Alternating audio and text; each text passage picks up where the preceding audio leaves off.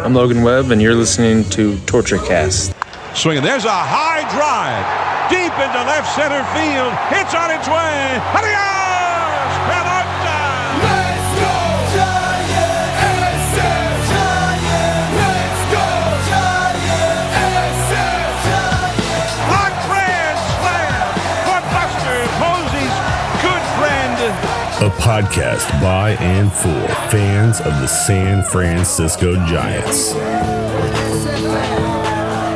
Chad King, Eric Nathanson, and Willie Dills. This is the Torture Cast. So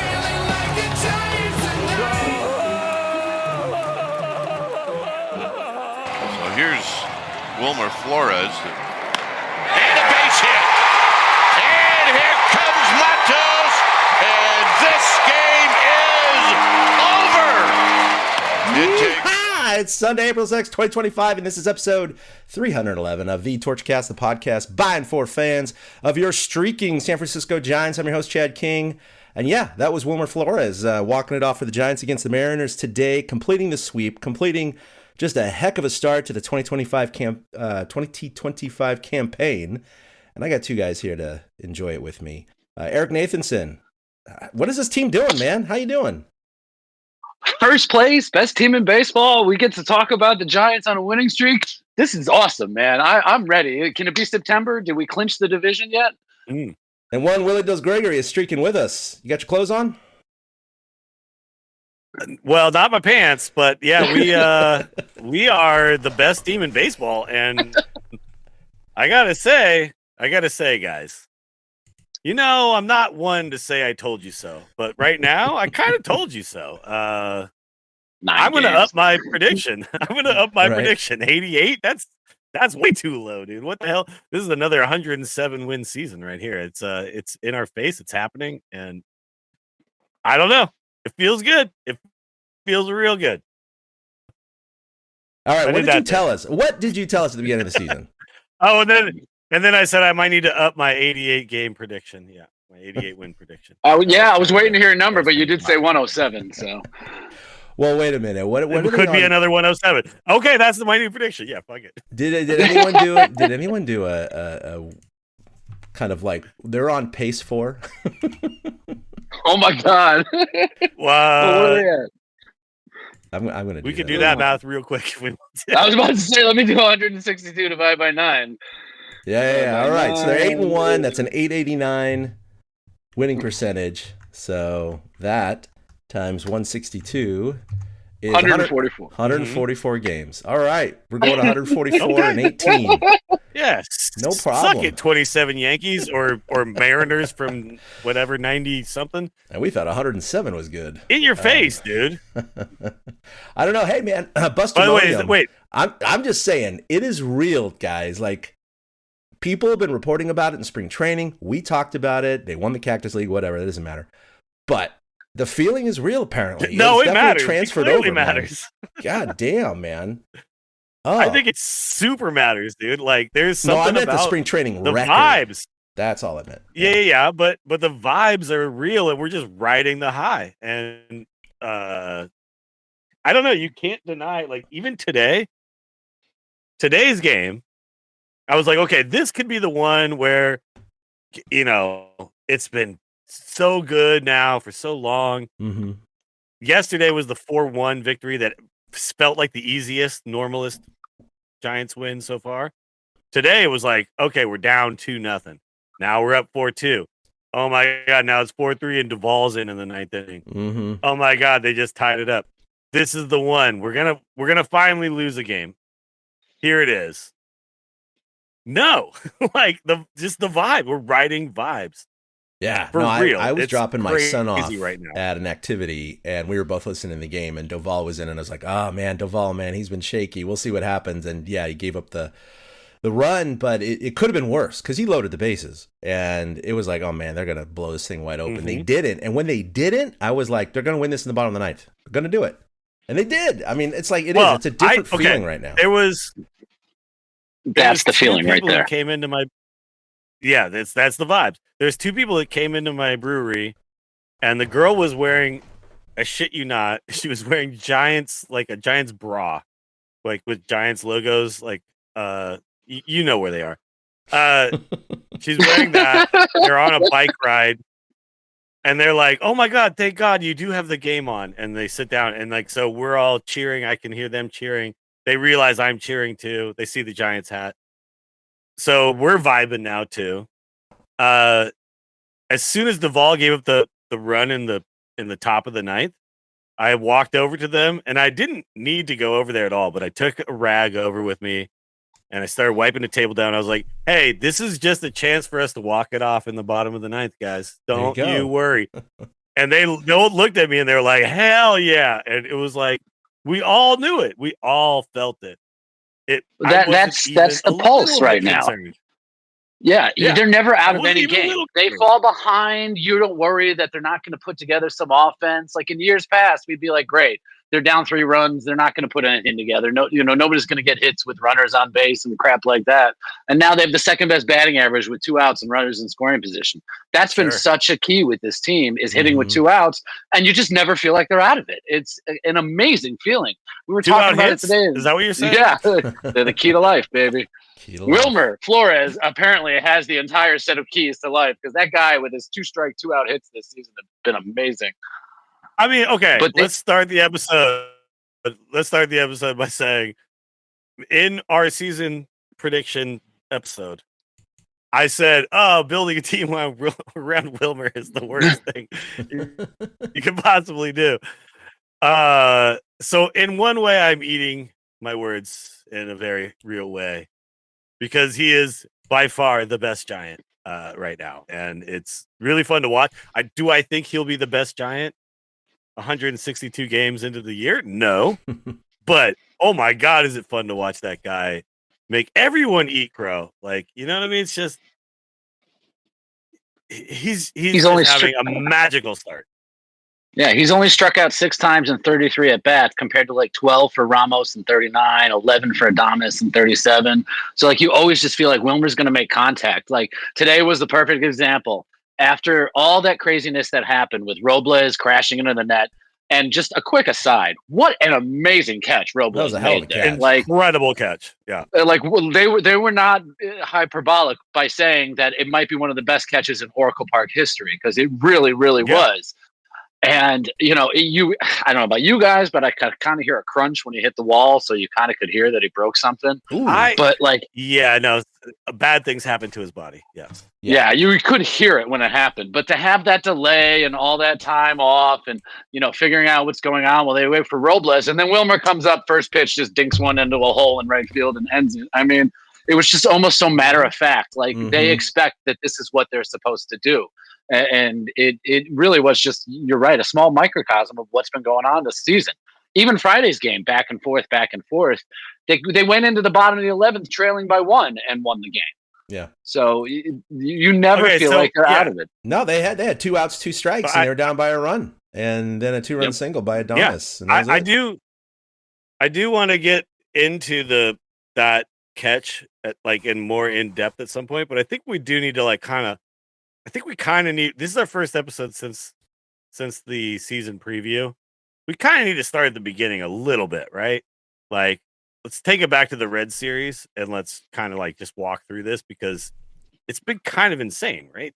What's been going on. Game 1 was insane, and we haven't even had a chance to talk about that yet. I can't even remember what happened in Cincinnati. Oh, it was Wilmer's 9th. They were down what? It feels forever ago, doesn't it? I know, doesn't it? Yeah. It does. Yeah. No, they were down went off 3 in to 2. Cincinnati, Yeah. Yeah, they were down 3-2 heading to the top of the 9th inning. And I have the box score open. That's why Jung Hoo Lee draws a walk. Yes, that's where it all started. Yeah, and it was Matt Chapman hit a single to the right side, moved him over, and then Patrick Bailey Ramos struck out. Also, yeah, and then Patrick Bailey got a hit, and then Flores comes in, just 3-run dong, and boom. Now we're up 6-3 after being down 3-2 in the 9th inning. By the way, against Hunter Green, that guy's insanely good, dude. And so to get a win against, the Reds have gone through a really tough time since the Giants series. I don't know if you guys have been paying attention, but 3 games in a row, 1-0. Mm-hmm. Yep. Just think about that for a second. Think about if that's your team, right? If your team loses 3 games in a row, 1-0. First of all, that means your team scored 0 runs 3 times in a row. It also means all you gave up was 1, and you couldn't win a single one of those games. So I don't know. Did we demoralize the Reds? Maybe. The Reds are actually a pretty exciting, fun team. And that game 1 was supposed to be it was their home opener, their big fun day. I don't know if you also paid attention. I didn't realize this. In Cincinnati, kids don't go to school on baseball opening day. Should Is be that the everywhere. coolest thing you've ever heard in your life? Yeah. I know, right? Well, Why are they the only ones doing that? It goes back to, we were talking about how opening day always started in Cincinnati, from some tradition. So the city might have just, leaned into it at that point. Because you got to wonder, like, how big is the radius of kids that get the day off? Yeah. But yeah, up until like 10 years ago, the first game of the season was always in Cincinnati. It was always Cincinnati. So yeah. Sure. Well, they're one of the oldest franchises in baseball, right? So, so anyway, we spoil their home opener. We win that game after being down 3-2 in the 9th, and their closer comes in, and then we end up winning the game. We do end up losing game number 2, but then game 3, here we go. Now we've won a series, and honestly, at that moment, I was thinking, okay, let's just keep winning series. Let's just keep winning series.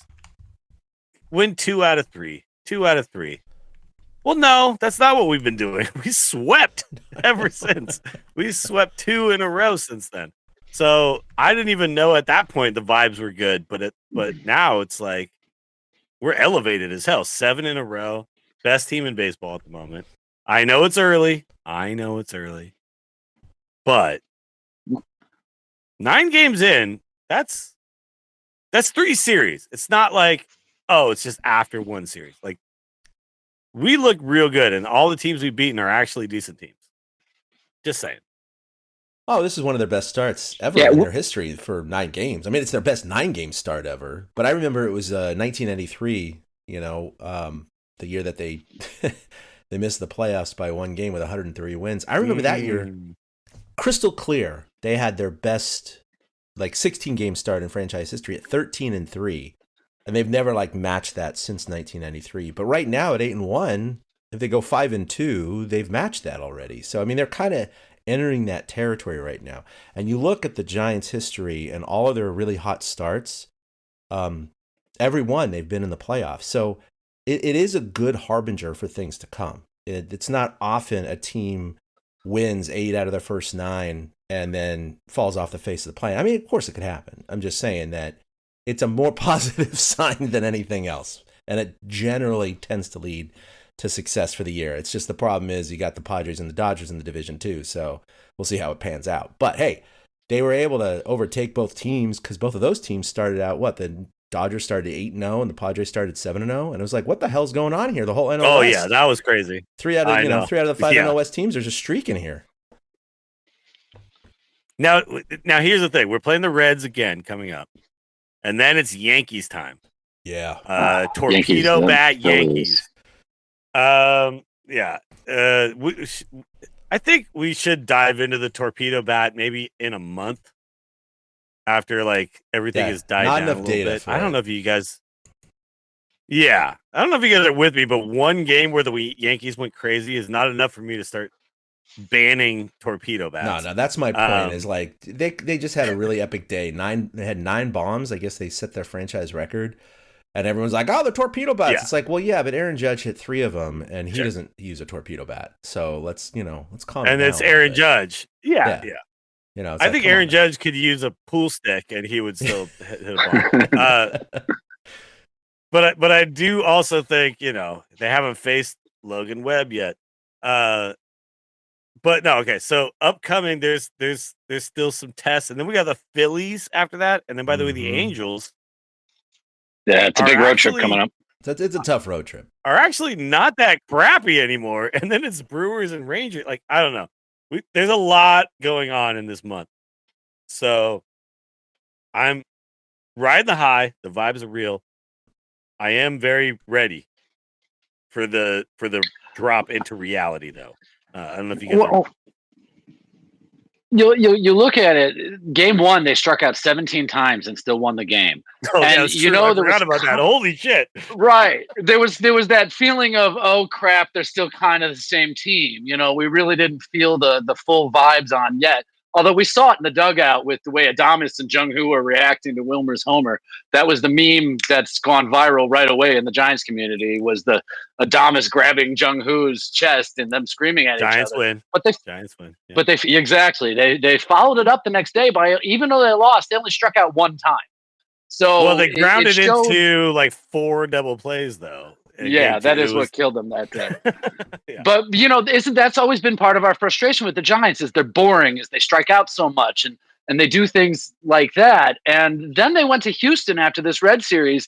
That's where they really just showed us that they are a good overall team. I didn't expect them to sweep Houston. I can see taking 2 out of 3 from Houston, but for every single game in Houston, it just looked like the Giants are a superior team. You would have thought that they've won or been to the World Series a bunch lately watching those two teams play. No. And it really kind of stepped up that, wow, the Giants are good. This isn't just that they put together a couple hits. They're just playing a different brand of baseball all of a sudden. They're running a little bit more. The defense, they didn't have an error on that entire road trip, although they should have. Houston had some hometown scoring. But it was really fascinating to see how much head and shoulders above the Astros the Giants were. And that's kind of when I took notice of, like, wow, maybe we really do have something here. I'm gonna former TortureCast correspondent Ty Thomas, big Astros fan. Big Astros fan. My best friend when I lived in Austin. I texted him after game 2. So game 1 we won 7-2 or something like that, right? It was like, yeah, we just like, it was easy. Game 2, we went 3-1. It's kind of a nail biter or whatever. After game 2, I sent him a text. I said, "Are you annoyed with my Giants yet?" And then he texted me back, 2 good pitchers. Oh, all right. Okay. All right. So it's just 2 good pitchers. That's all. We just have, apparently the Giants just have 2 good pitchers, which, by the way, that's our 4 and 5 that he's calling 2 good pitchers. Yep. Hicks was amazing. Hicks was phenomenal. Hicks was amazing. Hicks was incredible. Hicks apparently born really in Houston too. I didn't even realize had 90 people in the stands for that game. Yeah, it was his first time ever pitching in Houston, which is kind of fascinating. Coolest thing. The coolest thing. So then I texted him. I said, "I think Framber is going to annoy me today. That guy is really good." I'm talking about Framber Valdez, who is the pitcher in there. And in the 3rd game of that series, which is, I guess, their opening day starter, he's their ace now, right? Yeah. And then Framber proceeds to just suck. and then Ty texts me, "Man, I don't know what's going on. He doesn't usually do this. Something's wrong." And I'm like, all right, well, maybe the Giants are just pretty good, is what I say. And then he just stops responding. So, yeah. The Giants are annoying the shit out of people right now, and this is my favorite thing ever. Yeah, and then they commit their first error on Friday night, their home opener, or their Friday afternoon, and it looks like it's going to cost them the game because those runs were unearned that put the Mariners up, and then, of course, they came back. This is the whole episode, by the way, if we want to talk about Friday's game. Yeah. No, that was a big one. That was unbelievable for a home opener. Just the back and forth. It's one of the greatest games I've watched in years. 10-9, we win that game. It was a 4-hour game in the modern era. A 4-hour game is insane. Now, yes, it did go to extras, but still, a standard 9-inning game at this point. And I think we talked about this on the season preview shows. It's like a 2.5-hour ordeal now. Just 4 hours. And I couldn't get enough of this. It was just, we're ahead, they're ahead. Oh my God, we suck. No, we're great. they suck. Hell yeah. Oh no, they're great. Damn it.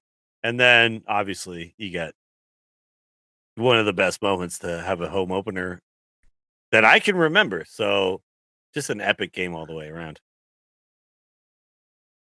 I had a question about Willie Adames. Today's Go game, by for the it. way. We didn't circle back on the catch. You wanted to get back on that. When Robles went into the net, they, he crashes to the floor or the ground. He's hurt. He kind of rolls the ball in. I think it was Ramos was running, and he gets all the way to third. Matos. It was Matos. Matos. And then they did the challenge, and then they said Seattle's challenging if he went out of bounds or if he was out of the field of play. So Yeah, they said he was out of the field because I was listening to the radio at the time, and John Miller was announcing, and I was perplexed. But even John Miller was like, "I honestly don't understand." He bounced off the net, came in the field the field of play, and threw the ball in. He's like, "I don't see how that's out of play." And then, of course, the umpire came out and said he's ruled out of play. Runner goes back to second. So it didn't matter because the base hit scored him. But with a netting, I mean, unless you're sitting in the net like a hammock on the other side of the wall and you're trapped. If you fall over the edge and you stay there, sure. Yeah. Yeah, exactly. But no, but he kind of did stay there for a brief second. Like the thought is that he's out of play when his whole body crosses that fence line, and then the fence just happens to fling him back onto the field. It was the correct call. It really was. Like in the moment that it happened, I'm not mad at the call. Right. Well, I'm not mad at the call. I was just seeking clarification because I didn't understand it. Yeah. Because I'm not going to go as far as Eric to say it was the correct call. Now, Eric is the former umpire here. I don't think it was the correct call. I think I'm not mad at the call. Obviously, yes, we end up winning the game either way. But I disagree with the call in the spirit of where we're at in the game now. If we want to, with these nets, say that the moment you crash into the net, the umpires can make a ruling that, I don't know, it was an injury-causing crash. Sure, maybe, because the net is technically out of play and didn't used to be there. We have to figure this out. Well, here, let me give you an example. I got a good example. Okay. If a fielder fields a ball and he fires it to first base and he overshoots first base and the ball hits the wall and kicks out into the grass, it's still live. But if the ball is 2 feet higher and it hits the net, it's immediately ruled dead. Right. So yeah, I believe that's kind of the letter. So you're saying the player hitting the net is like similar to the ball hitting the net. He is the ball, basically. Yes. I got you. Because in some instances, because in some instances, if you think about it, he could actually use the net to his advantage and bounce back quicker and throw the guy out who's trying to advance, whereas they would call time and say, no, he crashed into the net. That runner moves up one base. Right. Gotcha. Yeah. No, I agree with that. So the weird thing about that, though, too, is so if you crash into the center field wall, none of this matters. If you Ken Griffey Jr. yourself into a center field wall, nothing's out of play. The ball is just live. Somebody has to come get it. But when you're crashing into an out of bounds foul area, there's not a center fielder or a right fielder and left fielder close to you who can recover the play for you. So it makes a lot of sense then to have some sort of ruling in place where this is okay that this guy got hurt. We shouldn't, because he made a heroic gesture to pick that ball up and just bowl it towards the infield. It was like an underhand, I felt so bad. It was crazy. Yeah. But I mean, but Eric, I'm with you 100%. Okay, now that you explain it to me like that, that makes a lot of sense. Yeah, I wonder how universal that is. We do need to protect these players. Interesting. Well, it's got to be universal around baseball. On the back end of that play, you know what I mean? Right. Well, that's the thing. If the net's not there, I don't think Robles hurts himself as much as he does. And he clearly would have fallen into the out-of-play territory. He probably would have. I look like that. But maybe that hurt the shit out of him, too. I don't know, man. Right. No, I'm with you. But I'm just saying, the result would have been the same. The result's the same. Yeah. Yeah. Did it look like a dislocated shoulder? He makes an amazing or something like that to you guys, or did you think I think he might have broke a collarbone or something. I thought he broke his arm at first. I think he broke everything, dude. That guy is dead. He had to have we hold checked in his on him? arm up Like, with his He other was arm. in And pain, man. He was in so Yeah. much pain. Yeah, I I've was been looking for wondering updates. because I haven't seen one. Jung Hoo Lee, I No, guess okay. they. Can you imagine the moment? Can you imagine this moment? By the way, you're Robles. You got carted off the field. You're on the cart. You just got out. They close the door behind you, and then the first thing you're gonna go crazy because we walked off the game, and your whole effort I know. meant nothing because they lost the game. He also, I feel so bad for he that also guy. led off the ninth with the hit and scored the go-ahead run too, and stole a base. So he had manufactured. No, he had basically. he had a sick ass game. If He you had a go great watch game, like yeah. the highlights, yeah, he's a really good right fielder. That's a big blow to the Mariners, man. Holy crap! Like, Here's a weird thought too. what a ball If player. Robles never catches the ball, the Giants might not win. True. It might just be a because- strike, and then they strike out. Yeah, Right. I Or, know. Wilmer could have hit into a double. Who was it? It was Bailey's ball. So Bailey could have rolled over, hit into a double Yeah, play, Bailey ended the hit it, inning going to extras. Right. Then they're going to Sure. extras. Wilmer might never even That's reach wild. the plate. And I'm not saying, Robles shouldn't have gone for the ball. You're a baseball player. That's what you do. No, he's a But baseball it's just player. kind of weird to think about the different little threads that you pull on, the butterfly effect that comes from It's just everything the that Giants happened. right now. Him falling into the net like he did Oof. created Matos moving up from first to second base. If Sure. if Yeah. he just lets it go, Matos stays at first. Bailey might roll one over. True. The inning might be over. It's just it's Sure. all those Double little play. breaks. Yep, all those little breaks Mhm. are going the Giants' way, and that really speaks to that vibe that's going on right now. Ooh, It just so seems like they're catching every gonna- break. I think he broke his forearm. It's the vibe. Ride the vibe. Ride the vibe. I think he broke his arm for sure. I also think he might have torn some stuff. Well, I just watched There's the. probably also some lower back injuries. Yeah. There's I just lower watched back this, injuries. This for replay sure. like 5-6 times, and every single time Don't stop watching it, Chad. I could Jesus see- Christ, oh. man, what the hell? he comes down. It was hard and to he- watch live. Clearly, he's grabbing his forearm, and his forearm Oh. it's not parallel. His forearm's not parallel. Right. So No. I no. think- That's what I thought Okay, too you when I know saw what it live. I think the net you know fractured the his forearm. He might have scorpion other move stuff is? too, but I think his Scorpion forearm move. is broken. In skateboarding, they call it the scorpion move, where you face plant and then your whole legs and everything come over your head. That's what he did into that net. So, okay, but Chad, you also said this at the beginning of the show. Oof. After all that time or whatever, the next guy just hits the first pitch. Well, the next guy was a pinch hitter anyway. So Wilmer Flores, it didn't matter to him that they'd waited 5, 10, whatever minutes. He was pinch hitting anyway. He'd been sitting on the bench, probably in the back, just like, raking balls in the batting cage for a while. Mhm. He was like, this is fine. This is my first at bat all day. He sees one pitch and he ends the game. Mhm. And look, when it happened, like I said, that cute couple that came in, girl with the SF Giants bikini top, we all were like, oh, we all went crazy.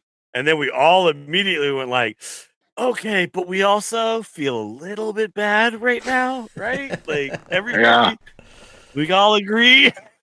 And then we were like, yeah, but also high five. Let's high five a little bit. And yeah, so yeah, it was a weird moment. What a horrible series for the Mariners, dude. Oh my god. Yeah, they Their could have defense won, is so bad, man. 3, man. Demoralized.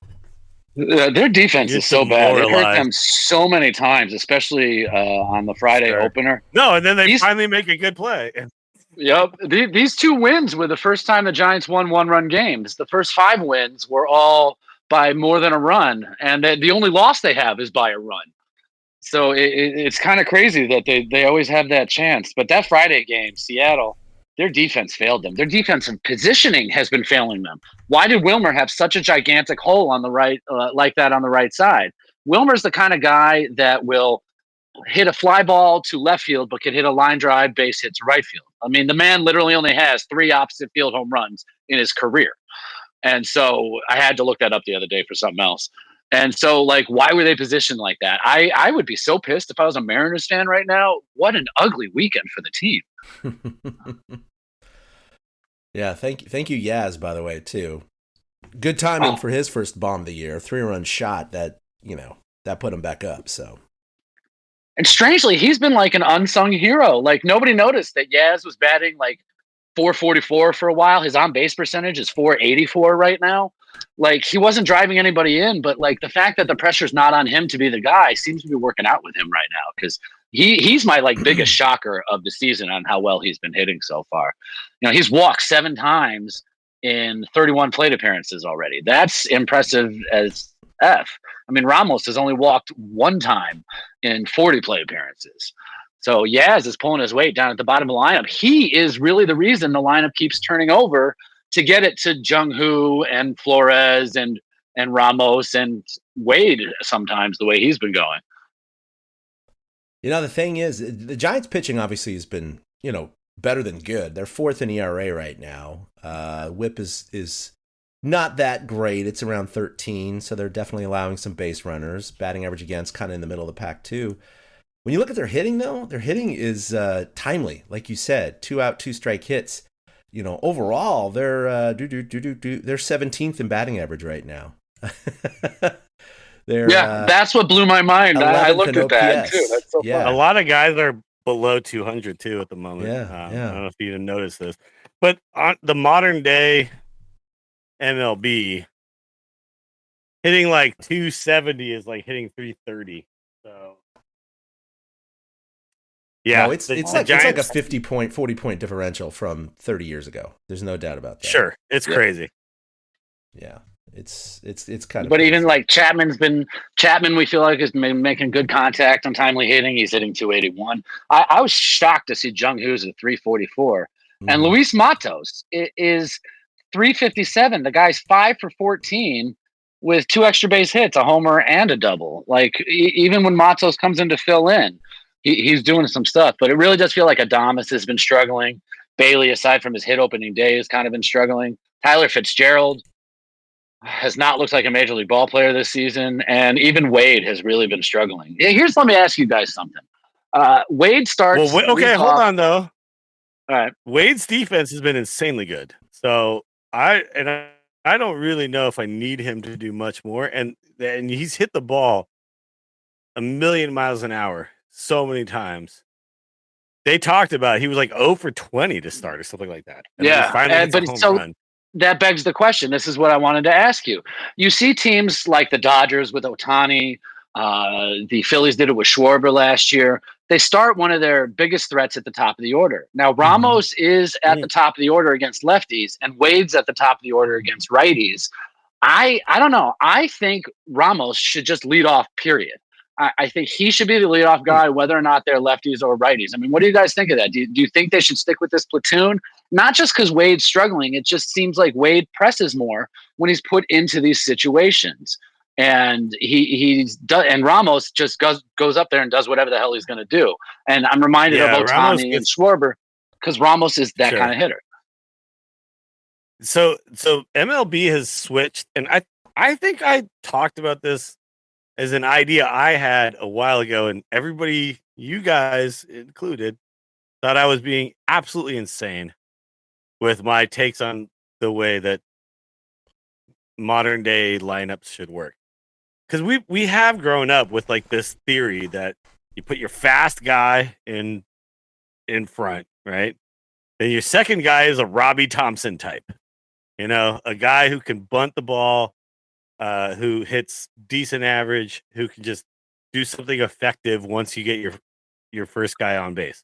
Then your third guy is a Will Clark type, right? And then your third guy being like high average, also some power. Fourth guy, that's your big bruiser. And then the fifth guy is the second in command when it comes to big bruiser types. So it's like we've always kind of done this for so long that it's really hard to think out the box. And a lot of teams are like, no, that might not be the best way to put together runs. So I'm kind of with it with Lamont Wade being the number one guy because he can lead off the game with a home run. And he's also our best OBP guy. Just get on base, right? But I think you're onto something, Eric, where maybe it's just get out of that mentality, just get the guy who's going to put together the best at bat at the beginning, and Ramos might be that guy. So it's interesting though. The theory around a modern day batting order, I find very intellectually stimulating because there's so much to talk about in the modern day baseball game. Yeah, I mean, the Yankees are doing something similar. I mean, they're not putting Judge leading off, but they're putting Goldschmidt leading off. I mean, Right. Sure. Come on, he's not a base stealer or anything like that. Goldschmidt is not fast. Yeah. Not at all. So he's always hit for good average, though. No. So he's not too bad there. But yeah, I do wonder what would have happened. I mean, Barry Bonds had one of the best careers ever. I wonder if it would have made any difference at all if he didn't have anyone protecting him, if he was hitting leadoff all those years. And I know he vacillated between third and fourth, but sometimes he had Kent protecting him too, and things like that. But it didn't matter even when he had. But we have to also get away. We have to get away from the traditional thought process of protecting. I don't think that's as big of a deal as it used to be either. It used to be, but no, it's not anymore. I mean, especially with power pitchers now, and they don't care who the hell's up. I mean, yeah, they have a scouting report, but they really don't care. Yeah. And they'll pitch around guys like maybe Ohtani and Judge, but for the most part, they're going to go after everyone. And I think what has changed though is that you like your Schwarbers and your Ohtanis and now your Goldschmidts and others like that. And you see some experimentation. I don't have the numbers on the top of my head, but I know they've looked at if you hit first or fourth, how many at-bats it robs you throughout the year. Yep. And so you ask yourself, would you rather have Ohtani hit an extra 30, 40, 50 times, whatever that number is? It's something like that. Or just be in a position only in the first inning to maybe do some damage with people on base. Because that's the only place where the number 4 hitter really has an advantage. And that's only if, in the first inning, those guys get on base, which sometimes they don't. Sometimes your number 4 hitter is leading off the second inning because he went 1, 2, 3 in the first. And no. A lot of times they call it the cleanup hitter. And that's the idea, is that you've loaded the bases before this guy comes up. How often does that actually happen throughout a 162 game season? Yeah. It's maybe once, once. Right. Which is why getting the number 1 hitter more at bats, I think you guys would agree with me that Ramos is a bigger threat as a hitter than Wade is. I get Wade gets on base. He's got an amazing eye, but the defense is not shaking in their boots when Lamont Wade is at the plate. No, they're not worried that he's going to take their head off. Now, right. But with Ramos, here's sure. But here's where you got to catch me outside, because I made the argument that our 9th hitter should kind of be a second leadoff hitter. And I think you guys were all like, what the hell are you talking about? Well, Tony La Russa used to do that with his pitchers. He'd bat him 8th. Sure, and then put a 9th hitter. Yeah, exactly. Yeah. My high school coach did that, but I think Fitzgerald just being the worst hitter doesn't necessarily mean we should have him be the 9th hitter. I would rather tuck Fitzgerald into the 7th spot, and then the 9th hitter would be someone who could reliably get on base in front of 1, 2, and 3. You know what I mean? And that's I don't disagree with that. I'm going with that. Yeah. Like my high school coach, we did it the same way, and I always just and I was the 9 hitter plenty of times. And to me, it was just, that's just some BS that you're feeding me. I want to double lead off. That's why you're going to be at the bottom, Nathanson. But the point is valid that if there is. Okay, we're working through some stuff here. Eric you could talk about this later if you want. I mean, that was tough. You think it's a load of bullcrap when you're 16 years old.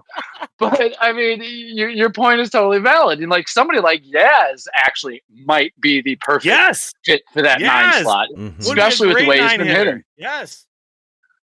All right, I looked it up. Back in 2017, I think you nailed it on the head, by the way, there, Eric, with Yaz. Yeah, Yaz is he's the guy.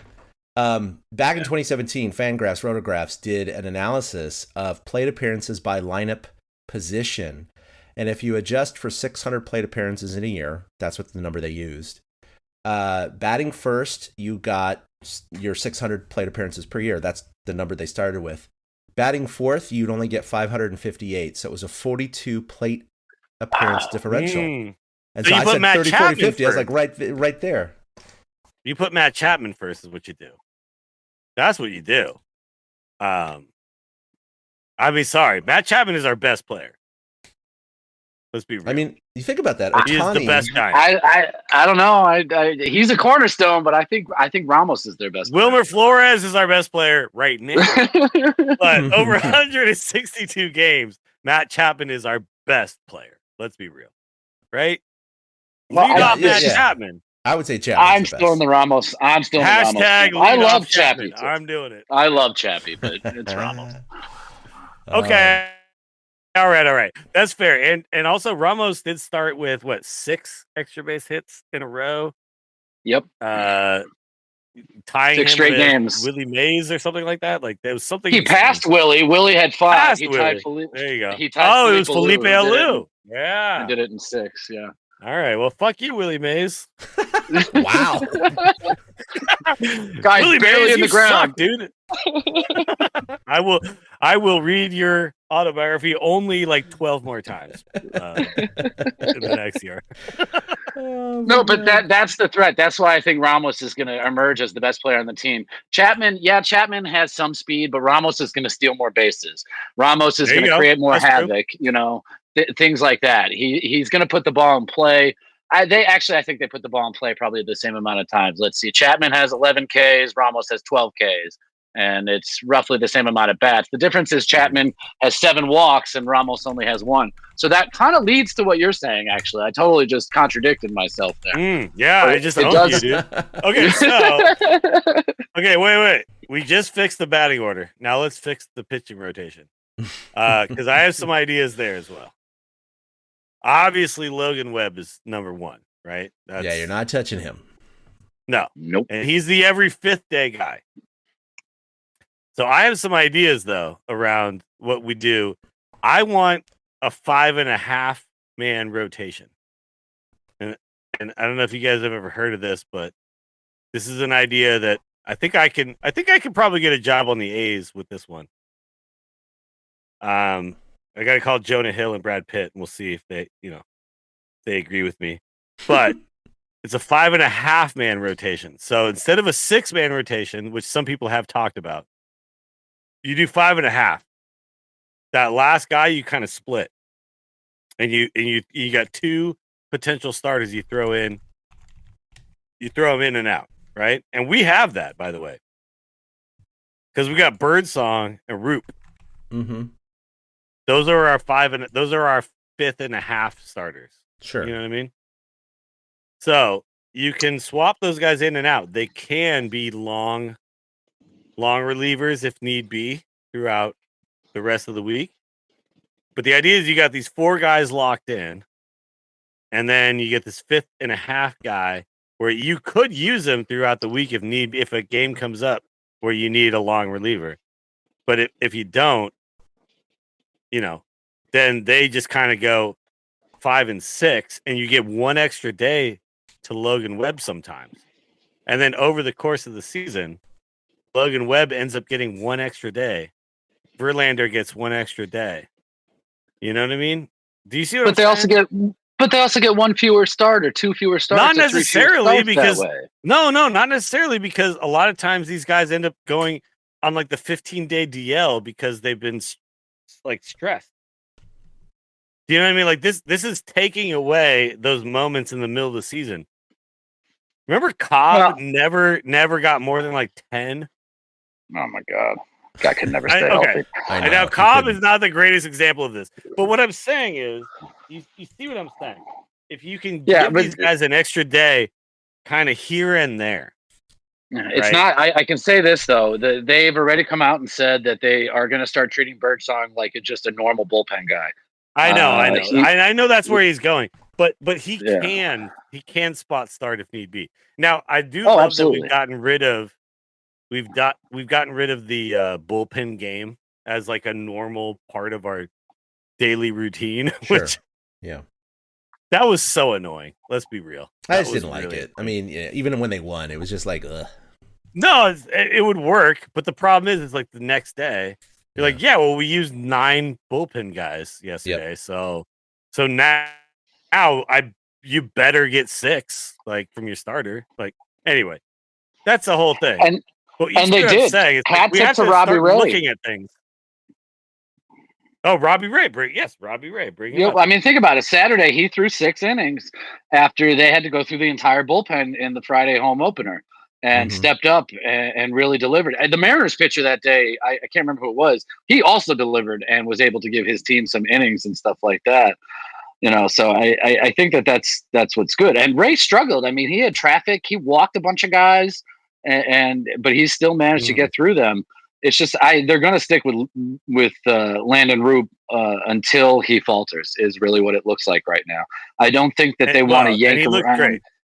Yeah, well, I don't think they want to screw with the psyche of a young pitcher. I think that's why they've come out and said Birdsong is just going to be a regular, bullpen guy. They tried to piggyback him twice in Houston for Hicks and Roop, and then Hicks and Roop both went out and had stellar performances. And they're kind of like, okay, well, let's just find a place for him to pitch instead of trying to. Yeah, he was like a backup. Yeah. Yeah. Okay, but that also on. shows Buster Ball. But my idea though is not necessarily that this takes away from Logan Webb starts. If Logan Webb is ready every 5th day, that's fine. But it could move the line a tiny bit. What I'm saying is you have the possibility having a guy like Birdsong in your bullpen who could come in and start on a 6th day. If you needed to, you could push that over one day.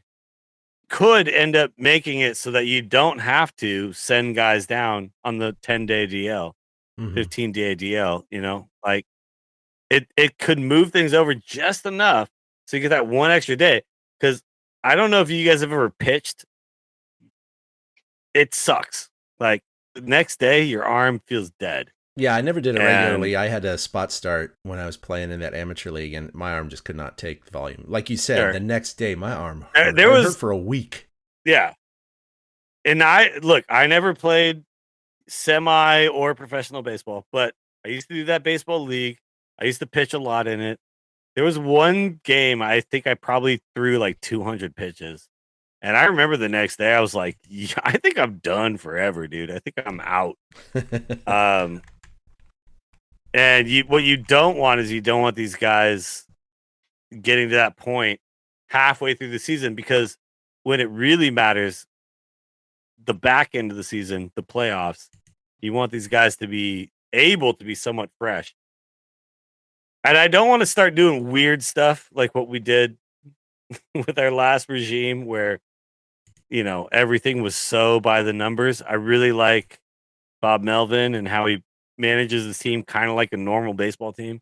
But we do have to a little bit look into some of the modern analytics about how bodies respond to usage.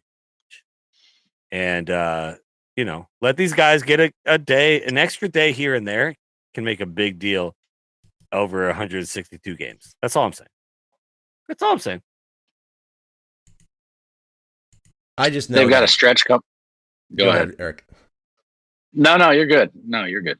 I'm a little worried about Verlander. I know he's chasing that big number, but 300. But that's the one thing that worries me is that he's chasing the number. Yeah, exactly. He wants to get the wins.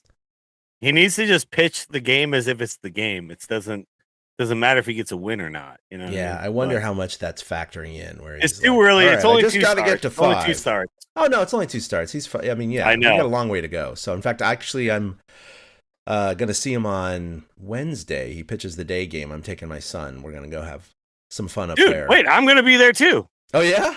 Hey. Yeah, I'm gonna be there. Hey, businessman special. Are you serious? Wednesday? Let's go. Yeah. You think we? All right, listener. Dad, okay. You would think we talked about this before the show, but nope, none of these guys. No, we do not. No, we don't. No. Nope, we don't. Dad, I'll be there with my mom. So you'll be there with your son? Yeah.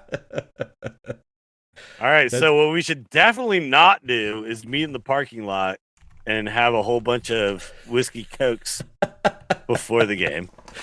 Oh man. But what we should do is meet up at some point in the middle of the game and on like our phone or something, do like a little bonus episode live from the stadium, right? I'll get my son to say something real quick too. Okay, hell yeah. Why not? I'll get my I'd be mom to say curious. something too. I'd Yeah. be curious after being at the park who your son would say is his favorite player Ooh, on the team. love this. Because one thing I really noticed with these home games, and this is why I'm stuck on Ramos, there is a buzz in the crowd when Ramos comes to the plate. That's Mhm. right. There's not that kind of buzz with anybody right. else. I mean, there's a buzz but there's a Jung Hoo different Lee. buzz. Jung Hoo Lee's got a buzz. Jung Hoo's got He a buzz. does. But he's got the Jung Hoo crew going crazy in center field. Yeah, he does. They were showing like so much today.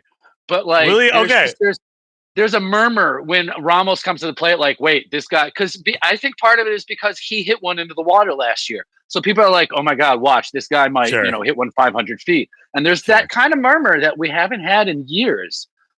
Oh, I just watched the stupid jump into the fence again. All right. we got a couple of things we got to talk about with this. What you just brought up. There's a couple things. In there. First of all, my new favorite Giant. Let's all talk about our new favorite Giant. I clearly know what Eric's is. It's Ramos. I'm an Adames guy, man. I'm a Willie born Willie guy, like Willie born Willie guy. Adames is the greatest Giant since Buster Posey, and you can fight me on this. Wow. Strong. Look, right now he's got one walk-off. He's got a bunch of really fun plays. He hasn't done anything insanely great, but the vibes he's bringing to the team are insane, dude. It's so good.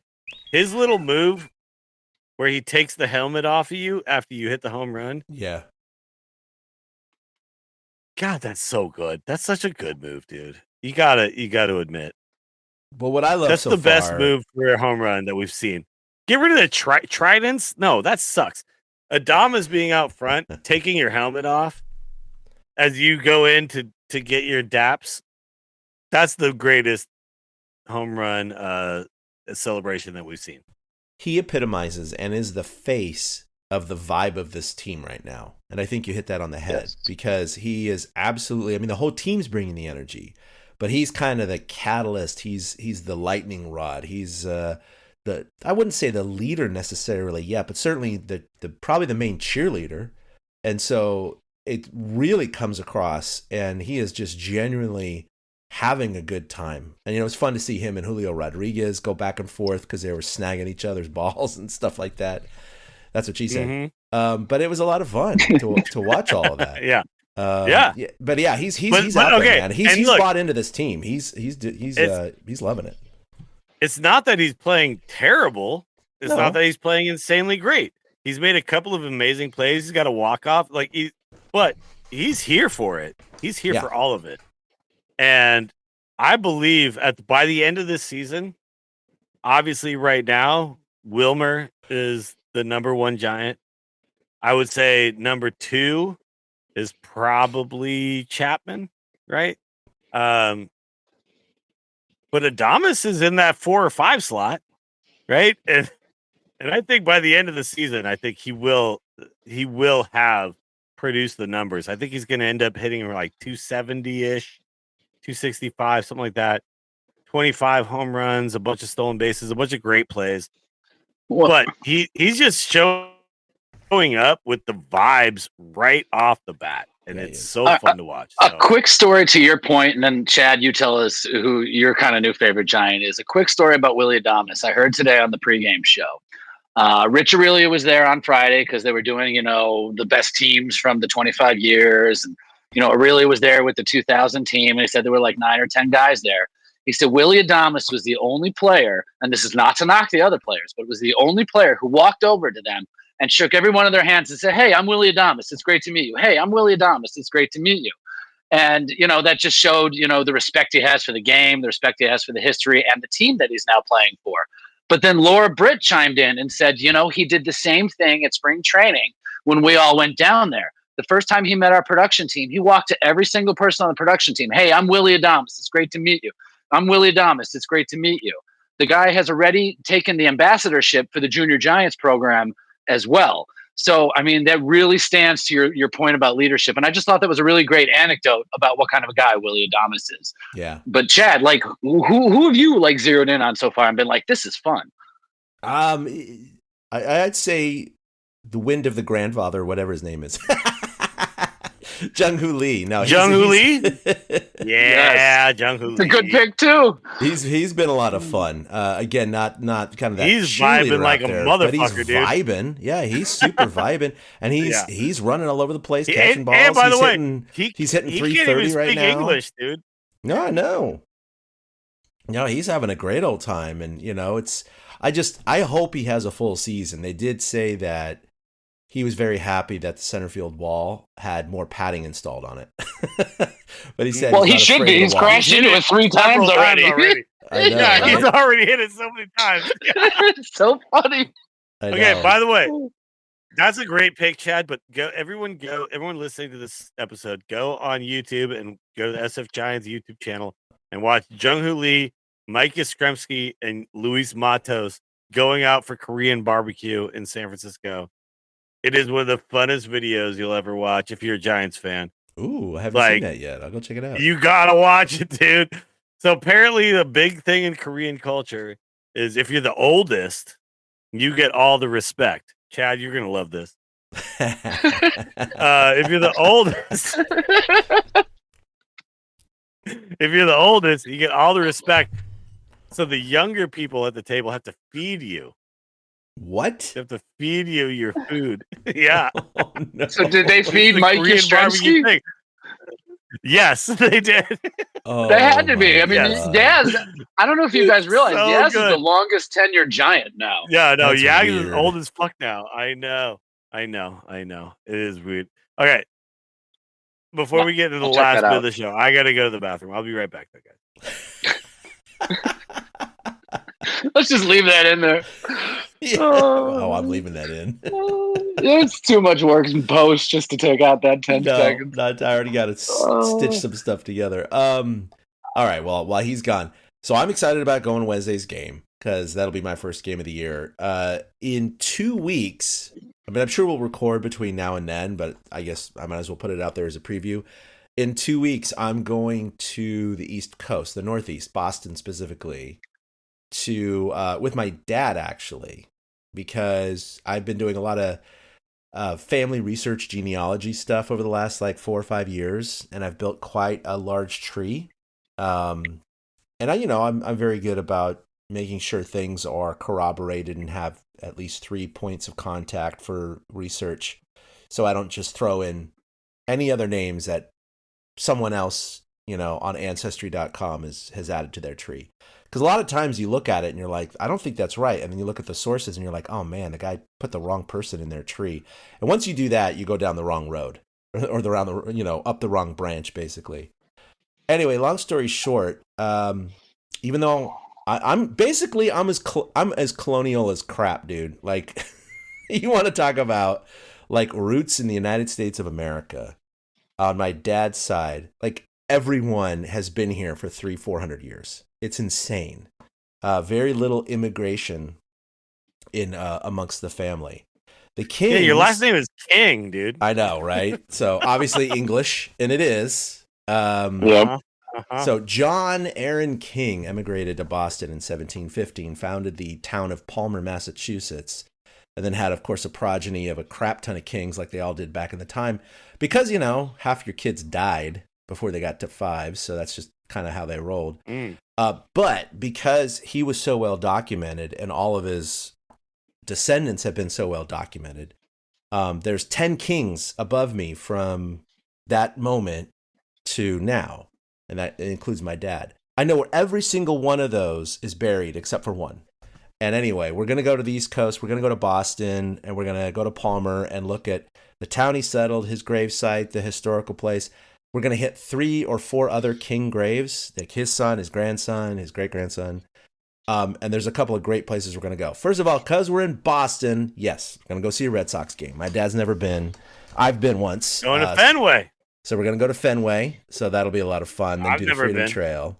And then one of the grave sites is way up in West Winfield, New York, which is 5 miles from Cooperstown. Gee, where am I going to go? So yeah, I've been to Cooperstown once in 1995, so it's been 30 years since I've been there. So it's going to be a lot of fun. We're going to visit that. And if these things may or may not take a long time, we might find graves, sites and headstones really quickly. We might not. We might spend a lot of time in the historical museums. We might not. I don't know how it's going to roll. So we're going to play it all by ear. There's a chance we can make back down to New York and catch a Yankees game as well. We might not, but I was just going to miss this Giants series by a couple of weeks. That would have been really cool, though, to see the Giants in New York.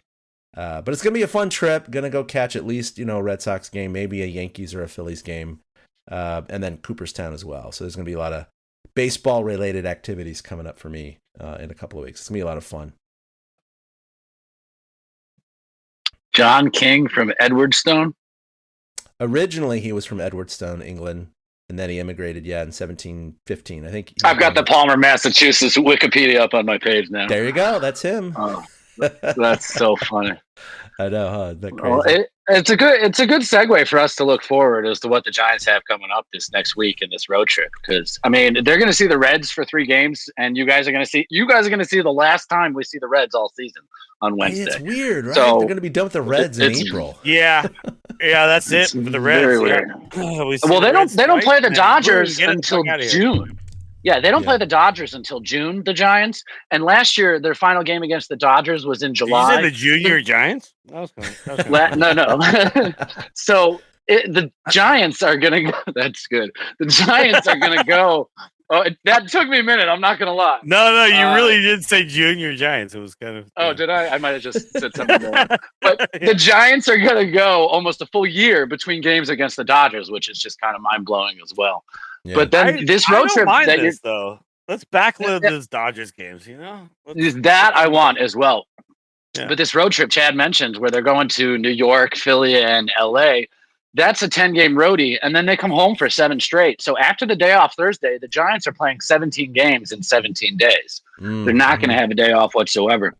So I have a feeling we're going to really start to see focus of what kind of team this really is. Like, this is all fun right now. They're on a streak and stuff like that. But, what if they lose 2 out of 3 to New York? How do they bounce back against Philly? Things like that. I think that'll really tell us what we got going forward. And it'll be good to see the Reds come in again because, like you said, Willie, they kind of demoralized them. And it was fantastic. Yeah, they're sitting. The Giants have a history by the of end doing of that. 17-game streak, we're going to be like, I don't know what, like 25-3 or something like that. I mean, it's going to be great. Like, what are they, the 84 Tigers? My God. They went 24-4. By the way, there's a game in that stretch where we're playing the Brewers on a Wednesday, 6:45, which is University of San Francisco night. I didn't go to USF, but I feel like I went to SF State, and I feel like I should be able to still get a free ticket to that game. I don't know. That's just how I feel about it. I don't think they give you a free ticket. It's just a discount. Right. I think it's just a promotion. Oh, shit. What? Well, this is a bullshit promotion. So you know what? I'm going to skip that one, and I'm going to wait. I'm going to wait until Saturday the 26th, and then I'm going to go to Brandon Crawford Celebration Day. I got the T-shirt. January. April 26th. Brandon Crawford Celebration Day. I cannot wait. Against Texas, because who's in town when Texas. Right, because who's in town when Texas comes to town? Bruce Bochy. There you go. Perfect. Yeah, I got the Brandon Crawford T-shirt in the swag bag. Oh, actually, wait a minute, Chad. You're gonna go to cool. You're gonna go to Cal night then, probably.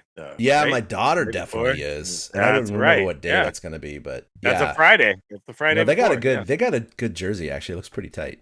It's pretty good. So okay, they have all the giveaways with the colors of those colleges, basically. I guess we're actually buying tickets to Giants games now. So I know. So thanks, Jung Hoo. No, thanks, Jung Hoo. Yeah. Grandson of the son of the wind of the whispering willows. Grandson of the me and Chad can't go sit in the press box anymore. All right. Of the breaking wind. Yeah, no, it's bad. Oh well. What are you gonna do? Well, I've got some inside sources, so I'm going to keep an eye on that. Yeah, box for sure. I got some inside sources. We're going to fix this. I'm not going to name, but I'm definitely talking to people who are in that press box almost nightly to see how Phil I'm really sure is. you are. We're gonna fix this. All right. That might take us a while. All right. Well, all right. I think that's going to do it, guys, unless you have anything else for episode. What are we at? 311? Damn, man. That's a lot of episodes. 311. Yeah. Any of you fan of 311? Misdirected hostility. You guys, I Here's mean, the color of they're your fine. energy. Oh, sorry. They're all right. there you go. There you go. Yeah. They're okay. Beautiful only song I know. disaster. I mean, let's just hope that this Giants team doesn't become a beautiful disaster. There you go. So, Yeah, they're just beautiful tight right end, now. 311. Very good. Yeah. All right, yeah. Follow us on all the socials there. Go to torchcast.com. If you're listening to this, you know where to get it. Willie, you have anything going on you want to talk about? Pimp, anything? Not at the moment. Just follow this show and don't follow me on Twitter because I'm not there anymore because Elon Musk is the worst person alive. And no, I'm just follow the TortureCast There you go. all the time. On all And the also, feeds. I am buying tickets right now to SFSU Day, which turns out to be Tuesday before the Wednesday chat. And also, these tickets are $11. Yeah, my daughter These said are she's $11. going. She's going. So they're Tuesday basically night. giving them to you. Yes. Yeah, she They're said, just giving them. They're giving me tickets. Yeah, She said her and a bunch of friends were buying them because I'm they're buying- so cheap. So they're all coming. they're so cheap, dude. I am buying them way down View Reserve 332, but that's fine. Yeah. That's a good It's all spot. the upper 'cause stuff. Whatever. There's garlic fries close by. Like, yeah, no, it's a fine place to be. Yeah, it's a cheap way to get in the park, and up in the View Reserve, it's not that bad up there. It's fine. It's all right. Just as long as the wind isn't whipping. There's no up, though. bad seat. There's no It's all bad good. seat. Yeah. So, Eric, I'll anything right now. I'm gonna shout out the subreddit, the Giants subreddit. It has been so active this season, more so than the last few seasons. Mm-hmm. And so we like the guys over at the subreddit, the Giants subreddit, people who are there. Some of you need to get a bit of a grip. We're not going to induct Bob Melvin into the Hall of stop with Fame. the dooming. No dooming.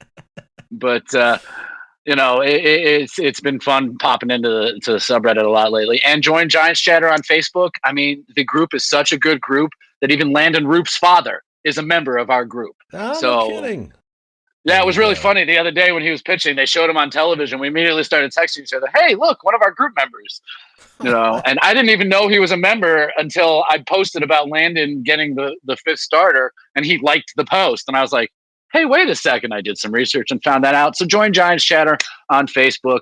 We're not as active as we used to be, but there's definitely some interesting things that pop up in there from time to time. It's very much like the Giants subreddit, just not as off the chain.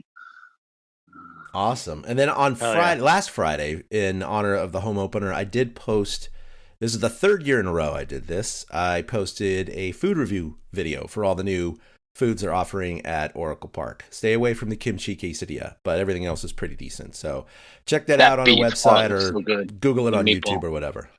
So it was a little different this year, but pretty good food overall. So the hardest part. Chad, you did a great job, dude. It was right. Yeah, you did. You did a great job on that. Yeah, no, there's a lot of fun. Ryan wanted to be in it, so sometimes he'd walk in and go, "Hey, what's going on?" I'm like, "Oh, I'm filming here, dude." It was pretty funny.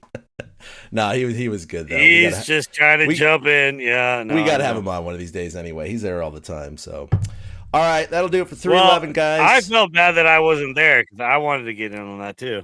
Yeah, next time. At least that's one thing they'll continue to give us apparently. So, same with the Junior Giants. Okay, that's the one thing we got as well. Yeah. The one thing we still got. One thing we got. All right, everyone. Thanks for listening. We'll be back in about a week. Until then, go Giants. Ba-boom. A big thank you to everybody for listening to the TortureCast, the podcast by and for fans of the San Francisco Giants. Follow us on Twitter at TortureCast. You can also like us on Facebook or check out our blog at torturecast.com. I also want to say thank you to Ashcon and Bailey for letting us use their song Feeling Like a Giant for our intro.